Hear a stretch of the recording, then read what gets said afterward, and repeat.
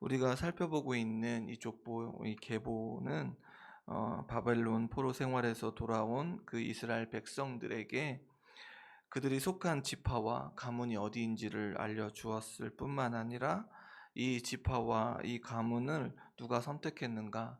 하나님께서 선택하셨고 계속 이들을 지켜주시고 보호하고 계셨음을 지금 말해주고 있습니다. 오늘 우리가 지금 살펴보고 있는 9장은 포로에서 돌아와 예루살렘에 정착한 사람들의 이름이 나오는데, 제사장들과 레위 사람들 또한 회막문지기 그리고 나머지 레위 사람들이 있음을 말해주고 있습니다. 그리고 오늘 읽은 본문은 이스라엘 초대 왕이 된 그 사울의 족보의 내용입니다. 그런데 이 내용은 앞선 8장 29절에서 38절에서도 이미 기록되어 있습니다.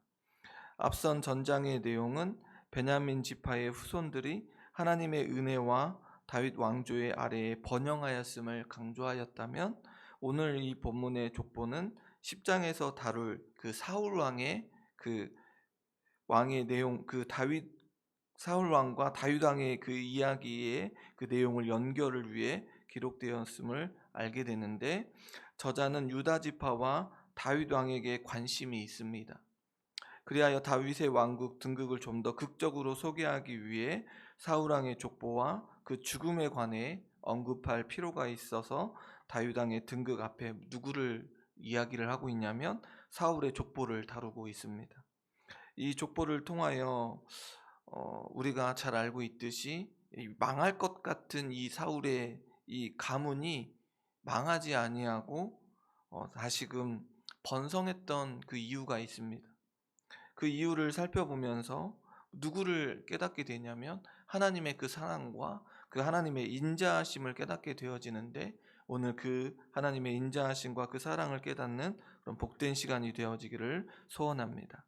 베냐민 지파 가운데 여이엘이라고 하는 사람이 있는데 기브온에 거주하였음을 본문은 말해주고 있습니다. 그는 형제 중에 친척 가운데 뛰어난 사람으로 기브온 성읍을 세운 인물이었습니다. 오늘 본문 35절의 말씀해 보니 기브온의 조상 여이엘은 기브온에 거주하였으니 그의 아내의 이름은 마아가라. 여이엘의 아내의 마아가라고 하는데, 이 마아가는 10명의 아들이 있었습니다. 여이엘의 아들들은 기브온을 떠나 예루살렘의 성읍에 거주하였는데, 예루살렘은 기브온에서 동남쪽으로 10km 떨어진 그런 곳에 위치해 있었습니다. 그런데 여이엘의 5번째 아들이 넬인데, 이 넬부터 시작하여 이스라엘 초대 왕 사울의 계보가 소개되고 있습니다. 오늘 본문 39절의 말씀에 보면 넬은 기스를 낳고 기스는 사울을 낳고 사울은 요나단과 말기수아와 아비나답과 예스바알을 낳았으며 라고 기록하고 있습니다. 그러니까 그러므로 사울의 아버지가 기스이고 넬이 조부이고 증조부가 여이엘이 되는 것입니다. 기스의 아들 사울은 4명의 아들을 두었는데 그 아들들의 이름은 발음이 조금 잘 안 되는 그런 발음인데, 요나단과 말기수아와 아비나답과 예스바알입니다.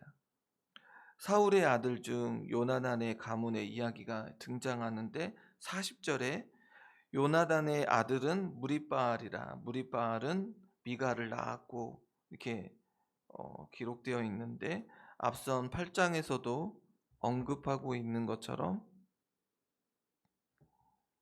언급했지만 이 무리바알이라고 하는 이름의 뜻은 우리가 잘 알고 있는 무비보셋의 그 이름의 뜻과 같습니다. 그는 사울과 요나단의 길보아 전투에서 전사하였을 당시에 그를 안고 도망하던 유모의 품에서 떨어져 절뚝발이가 되었음을 알게 되는데, 사무엘하 4장 4절의 말씀에 보면 사울의 아들 요나단에게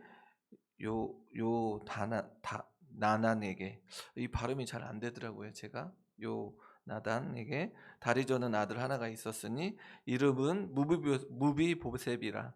전에 사울과 요나단이 죽은 소식이 이스라엘에서 올 때에 그의 나이가 5살이었는데 그 유모가 안고 도망할 때 급히 도망하다가 아이가 떨어져 절개되었더라라고 뜻이 알게 됩니다. 다윗은 요나단의 후손들을 지켜주겠다는 그 요나단의 맹세를 기억하고 무비보셋에게 은혜를 베풀어 주었습니다. 고대에 다윗과 같이 새로운 왕조가 세워졌을 때 어떻게 하냐면 이전 왕조의 가족을 모두 죽이는 것이 일반적입니다. 그럼에도 불구하고 다윗은 그 친구인 요나단의 그 맹세를 기억하고 사울의 아들인 그 후손들이 번성할 수 있도록 해주었던 것입니다. 그리하여 오늘 본문을 쭉 살펴보면 44절까지의 이 내용을 살펴보면 요나단의 가문의 번성을 살펴볼 수 있습니다. 이스라엘 역사 가운데 사울 왕가는 망한 집안이고 망할 수밖에 없는 집안이었는데 그럼에도 불구하고 그 번창할 수 있었던 이유가 바로 그 요나단 때문이었습니다. 이스라엘 왕위에 오른 다윗이 그 맹세로 인하여 무비보셋의 후손들을 아주 성심껏 돌봐주었기 때문입니다. 우리가 역대기를 읽고 있는 그 독자들이 누구냐면 다시 말해 그 바벨론 포로에서 돌아온 이스라엘 사람들은 예루살렘에서 돌아와서 무엇을 바라보고 있을까요?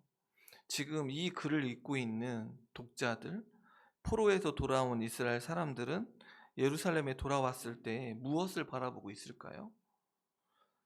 다시금 다윗 왕조와 같은 강한 국가가 회복되어지기를 원했을 것입니다. 다시금 우리나라 자신의 나라들이 다른 나라에 침략당하지 않는 그런 강한 왕국이 되었으면 좋겠다라고 하는 그것을 원했을 것입니다. 그런데 이러한 자들에게 무엇을 요구하고 있습니까? 그저 다윗 왕조의 회복으로 인한 강한 나라가 회복되어지는 것을 이야기하는 것이 아닙니다. 지금 이 저자는 그저 다윗의 왕조로 인하여 강한 나라가 아니라 하나님을 섬기는 그 예배하는 공동체의 회복을 요구하고 있는 것입니다. 하나님께서 그토록 원하시는 예배의 공동체, 하나님께서 자신을 높이고 자신을 섬기며 자신의 그 섬김을 많은 사람들에게 드러내기를 원했던 그 예배의 공동체를 원하고 있는 것입니다. 그리하여 지금 이 계보, 이 족보를 통하여 초대왕인 사울까지 이어지는 이 계보를 통하여 다시금 돌아온 이스라엘 백성들에게 무엇을 이야기하는 것입니까? 하나님께서 택한 민족을 지키시고 돌보시는 그 인자하심을 나타내주고 있는 것입니다. 이제 이어지는 다윗을 통하여 그와 맺은 언약을 신실하게 이루어 주시는 그 하나님의 은혜를 말해주고 있습니다. 다윗 역시 요나단과 맺은 그 약속을 신실하게 지킴으로 인하여 사울 가문을 지켜주었던 것처럼 다윗도 하나님의 그 인자하심과 그 신실하심을 믿음으로 말미암아 그 약속을 이루어 주었던 것처럼 사무엘하 7장 16절의 말씀에 보면 내 집과 내 나라가 내 앞에서 영원히 보존되고 내 왕위가 영원히 견고하리라 하셨다 하라라고 하는 이 말씀이 지금 이스라엘 백성들에게 다시금 성취될 것이라는 것을 가르쳐주고 있다는 것입니다. 성도님 여러분, 이스라엘 백성들은 하나님께서 언약을 맺으셨고 그 후에도 다윗 언약으로 인하여 하나님의 은혜를 입었습니다. 그러나 그들은 어떻게 했습니까? 실패했습니다. 그리고 다른 나라에 팔려 나아갔습니다. 그런데 그 실패를 하나님께서 그대로 내버려 두지 않는다는 것이 은혜라는 것입니다. 하나님께서는 그들과 맺은 그 언약을 신실히 지키시고 보호하심으로 말미암아 그 실패의 책임을 떠안고 있는 이스라엘 백성들, 다시금 돌아온 그 이스라엘 백성들에게 그 하나님의 사랑을 계속 보여주고 있다라는 사실입니다. 그 인자하심을 드러내주고 있습니다. 그리고 선하신 그 하나님의 계획을 지금 이 글을 읽고 있는 이스라엘 백성들 또한 우리들에게 그 은혜와 그 사랑을, 그 인자하심을 드러내고 계십니다. 그리하여 그들이 회복하여 그들에게 원하는 것이 무엇입니까? 하나님만 의지하며 하나님을 찬양하고 하나님을 경배하는 예배하는 공동체가 되어지기를 간절히 원하고 있다는 사실을 우리는 기억해야 한다는 것입니다. 그렇다면 우리에게도 동일하다는 것입니다. 성도님 여러분, 태초부터 시작되어진 그 하나님의 사랑, 그 인자하심은 지금도 여전히 우리에게 드러나 있다고 하는 이 사실을 우리는 그 이 역대기의 족보를 통하여 다시금 깨닫게 되어지고 그 은혜를 알게 됩니다. 변함없으신 그 사랑을 예수 그리스도를 보내어 주시고 십자가에 내어 주시고 또한 우리에게 성령님을 보내어 주셔서 말씀으로 그 은혜들을 깨닫게 하시고 가르쳐 주심으로 말미암아 이 땅 가운데서 우리가 어떻게 살아가야 하는가, 우리는 어떠한 공동체가 되어야 하는가, 우리가 강한 공동체, 힘이 있는 공동체가 아니라 어떤 공동체요? 예배하는 공동체. 하나님을 예배하며 하나님께서 원하시는 그 일들을 감당하는 아름다운 공동체가 되어지기를 원하고 계시다는 사실을 기억해야 한다는 것입니다. 그러기에 오늘도 올라온 그 사랑하는 성도님 여러분, 다시금 하나님 앞에 올라와 마음껏 우리의 삶 가운데 맡겨져 있는 귀한 사명, 우리에게 주어져 있는 사명이 무엇입니까? 여러 성도님들에게 주어져 있는 귀한 사명이 무엇입니까? 이 땅 위에서 잘 먹고 잘 사는 것이 우리의 사명입니까? 그렇지 않다는 것입니다. 우리가 받은 그 하나님의 사랑과 그 인자하심을 드러내는 그 예수 그리스도의 그 크시고 놀라우신 그 사랑을 전해주는 그 사명이 우리에게 주어져 있다는 것입니다. 오늘도 그 사명을 감당하는 저와 여러 성도님들이 되시기를 소망합니다. 그 하나님의 사랑을 깨닫고 그 사랑을 전하는 자의 그 삶을 사는 사명이 우리에게 주어져 있음을 깨달으시고 오늘도 그 사명을 감당하는 저와 여러 성도님들이 다 되시기를 주님의 이름으로 소원합니다. 기도하겠습니다. 하나님의